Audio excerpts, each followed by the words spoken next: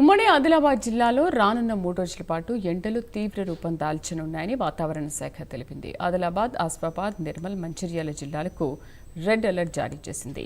45 డిగ్రీలకు పైగా ఉష్ణోగ్రతలు నమోదయ్యే అవకాశం ఉందని, 3 రోజులు వడగాలుల ప్రభావం కూడా తీవ్రంగా ఉండనున్నాయని హెచ్చరించారు. అత్యవసరమైతే తప్ప ప్రజలు ఇళ్ల నుంచి బయటకు రావద్దన్నారు. ఎండల తీవ్రత కారణంగా ఆరోగ్య సమస్యలు ఎదురయ్యే ప్రమాదం ఉందని అధికారులు సూచించారు. పిల్లలు, వృద్ధులు, దీర్ఘకాలిక వ్యాధులున్న వారు ప్రత్యేక జాగ్రత్తలు పాటించాలని సూచించారు. ఎండల ప్రభావంపై మరింత సమాచారాన్ని మా ఆదిలాబాద్ జిల్లా ప్రతినిధి చంద్రశేఖర్ అందిస్తారు.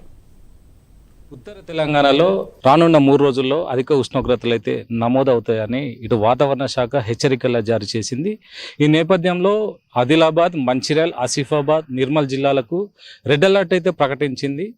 ఏదైతే 45 డిగ్రీల సెల్సియస్ ఉష్ణోగ్రతలు నమోదు కానున్నాయైతే ఇటు వాతావరణ శాఖ అధికారులు హెచ్చరికల నేపథ్యంలో ఇప్పటికే ఉమ్మడి జిల్లా వ్యాప్తంగా ఇటు ఉమ్మడి ఆదిలాబాద్ జిల్లాలో అధిక ఉష్ణోగ్రతలు అయితే నమోదవుతున్నాయి.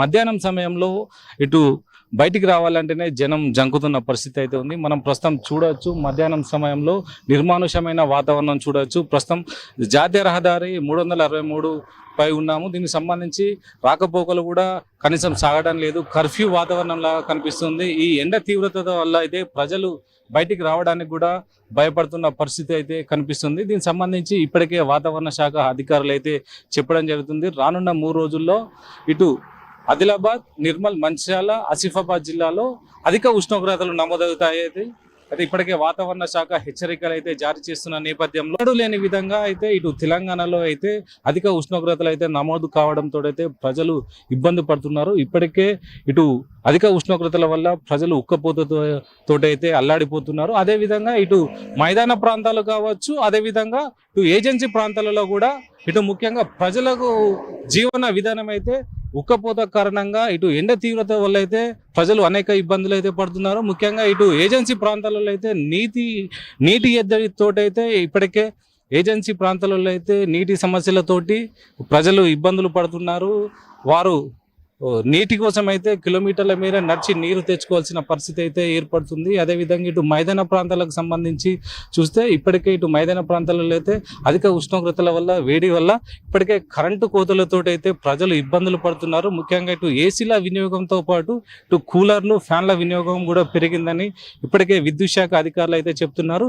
గతంలో ఏదైతే గత వారం రోజులుగా అకాల వర్షాలతో అయితే ప్రజలు ఇబ్బందులు పడ్డారు. ముఖ్యంగా ఇటు రైతులు అయితే ఇబ్బందులు పడ్డారు. దీనికి సంబంధించి రైతులు కళ్ళాలలో అయితే ఇటు వరి కానీ, మొక్కజొన్న కానీ, అదేవిధంగా ఇటు మామిడి పంటలకు కూడా తీవ్ర ఇబ్బందులు అయితే ఏర్పడ్డాయి. దీనికి సంబంధించి అకాల వర్షాలు కూడా రైతులను అయితే ఇబ్బంది పెట్టాయి. ఇప్పుడు రానున్న 3 రోజుల్లో అధిక ఉష్ణోగ్రతలతో అయితే ఇటు ప్రజలు కూడా ఇబ్బందులు పడతారని ఇప్పుడు వాతావరణ శాఖ అధికారులు అయితే చెప్పడం జరిగింది. అదేవిధంగా చిన్నపిల్లలు, వృద్ధులు ఏదైతే దీర్ఘకాలిక వ్యాధులతో బాధపడుతున్న వారు బయటికి రాకూడదని, ముఖ్యంగా వైద్యులతో సంప్రదింపులు చేయాలని, ఒకవేళ బయటికి వస్తే తగిన జాగ్రత్తలతోటి బయటికి రావాలని అయితే ఇటు వైద్యులు అయితే చెప్తున్నారు. ఏదేమైనా కూడా ఇటు ఉమ్మడి ఆదిలాబాద్ జిల్లా వ్యాప్తంగా చూస్తే అధిక ఉష్ణోగ్రతలతో అయితే ప్రజలైతే ఇబ్బందులు అయితే పడుతున్నారు.